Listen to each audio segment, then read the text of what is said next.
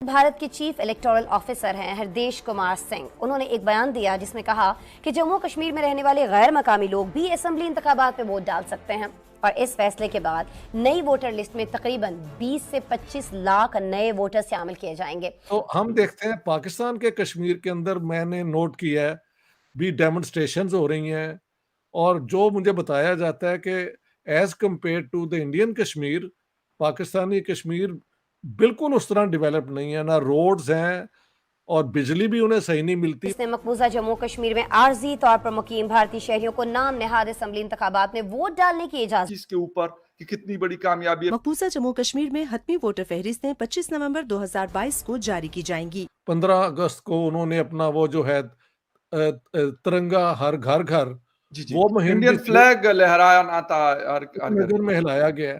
اب یہ کتنے لوگ واقعی تبدیلی آ چکی ہے کشمیر، لیکن سری نگر میں یہ ایونٹ تو ہوا ہے نا جی اور پیسفلی ہوا ہے. ہی عام طور پر یونین ٹیریٹری میں رہتا ہے اور ضروری نہیں کہ اس کے پاس ڈومیسائل سرٹیفکیٹ ہو، وہ آئندہ اسمبلی انتخابات میں ووٹ ڈال سکتا ہے.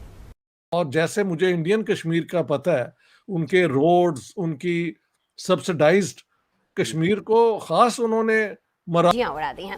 ناظرین، بھارت کے چیف الیکٹورل آفیسر ہیں ہردیش کمار سنگھ. انہوں نے ایک بیان دیا جس میں کہا کہ جموں کشمیر میں رہنے والے غیر مقامی لوگ بھی اسمبلی انتخابات میں ووٹ ڈال سکتے ہیں اور اس فیصلے کے بعد نئی ووٹر لسٹ میں تقریباً 20 سے 25 لاکھ نئے ووٹر شامل کیے جائیں گے.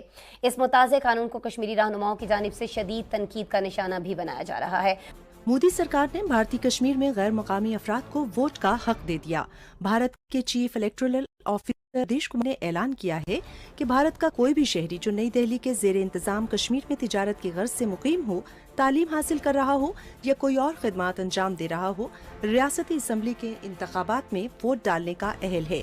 بیان کے مطابق وہ ووٹر جن کی عمر 1 اکتوبر 2022 کو 18 سال ہوگی یا جو اس سے پہلے 18 سال کی عمر کو پہنچ چکے ہیں، وہ اس مدت کے دوران ووٹر فہرستوں میں اپنا نام شامل کروا سکتے ہیں. ابھی ایسا لگ رہا ہے کہ کچھ ہندوستان کا پڑھلا تھوڑا سا نہیں بلکہ کافی باری لگ رہا ہے.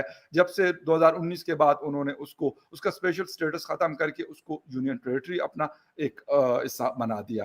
سر مطلب تھوڑا سا ایک آپ کا ٹیک چاہوں گا اس چیز کے اوپر کہ کتنی بڑی کامیابی ہے. پھر ہر گھر ترنگا لہرائے گا، یہ 15 اگست کی ان کی ایک مہم تھی، آزادی تھی ہندوستان کی. تو ان ساری چیزوں کو، ان ساری ڈیولپمنٹس کو آپ کس طریقے سے دیکھ رہے ہیں؟ دیکھیں، میں نے تو یہ کہا تھا کہ جو تھا نا آرٹیکل 370 اور 35A وہ پروویژنل تھے اور انڈیا کے اندر پورا کشمیر جو ہے وہ مرج کر جائے گا، یہ ہر جگہ لکھا گیا تھا. بات یہاں پہ ختم ہوتی ہے کہ سیکشن 370 کو انہوں نے اگر ختم کیا ہے تو سو واٹ، یہ کشمیر تو ان کے پاس پہلے سے ہی تھا. اس کو کس طرح ایڈمنسٹر کرنا ہے اس میں ایک چینج ہے نا جی. So I don't see what is all this anger about کہ یا تو انہوں نے پاکستانی کشمیر پہ اپنی فورسز بھیج کے کچھ علاقہ لے لیا ہو تو ہمیں ایک اور موقف لینا چاہیے. جی.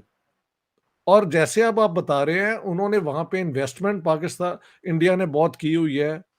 سنا ہے کہ یونائٹڈ عرب ریپبلک کی وہاں پہ کچھ انویسٹمنٹ ہو رہی ہے، باقی بھی کیپٹل آ رہا ہے. اور جیسے مجھے انڈین کشمیر کا پتہ ہے، ان کے روڈز، ان کی سبسڈائزڈ جو ہے رائس اور پتہ نہیں پیٹرول، وہ کشمیر کو خاص انہوں نے مراد دی ہوئی ہیں.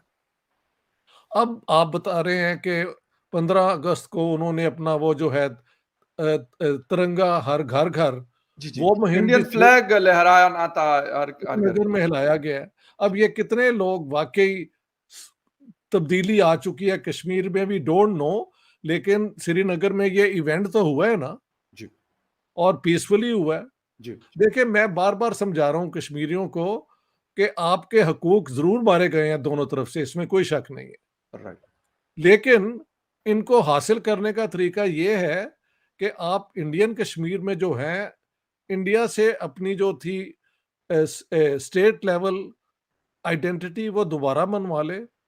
سیکشن 370 نہیں، لیکن جس طرح پنجاب، گجرات، اسام، یہ ساری اس کی اسٹیٹس ہیں، बिल्कुल वो दर्जा उन्हें मिल जाए, और اس کے بعد جو باقی ان کے رائٹس ہیں وہ بھی حاصل کریں، اور جو سبسڈائزڈ ہیں وہ تو آلریڈی ان کے ساتھ ہے، تو ان کو تو فائدہ ہی فائدہ ہے۔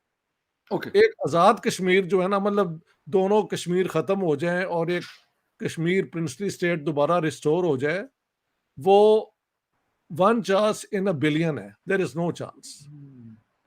جو ہو چکا ہے، جس طرح بھی ہوا، دونوں طرف سے جو بھی حرکتیں ہوئیں اس پہ بحث کر کے تو لوگ اب جی تھک بھی گئے۔ بالکل بالکل صحیح تو ہم دیکھتے ہیں پاکستان کے کشمیر کے اندر، میں نے نوٹ کیا ہے بھی ڈیمونسٹریشنز ہو رہی ہیں، اور جو مجھے بتایا جاتا ہے کہ as compare to the Indian Kashmir, Pakistani Kashmir بالکل اس طرح ڈیولپ نہیں ہے، نہ روڈز ہیں اور بجلی بھی انہیں صحیح نہیں ملتی۔ پچھلے دنوں کوئی مظاہرہ بھی ہوا ہے، جی بالکل تو why are we wasting time on دس؟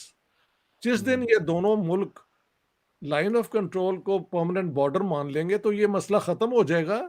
اس کے بعد پاکستانی کشمیر کے لوگ جو ہیں وہ ایک پروونس کے طور پہ جو باقی پروونسز کے حقوق ہیں اس کا حصہ بن سکتے ہیں۔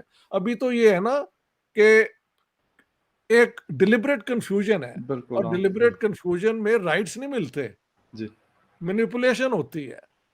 گلگت بلتستان میں جو خبریں آئی ہیں وہاں پہ شیعہ سنی فساد بھی ہو رہے ہیں ہماری طرف، ہاں ہاں جو ایک بہت انفارچونیٹ بات ہے۔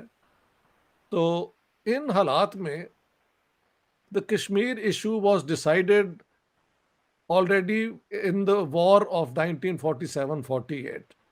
جو سیز فائر ہوا اس میں تھوڑی سی تبدیلی جو ہے وہ 65 وار اور یہ ہوئی 71 وار کے بعد۔ جی line of control is the actual international border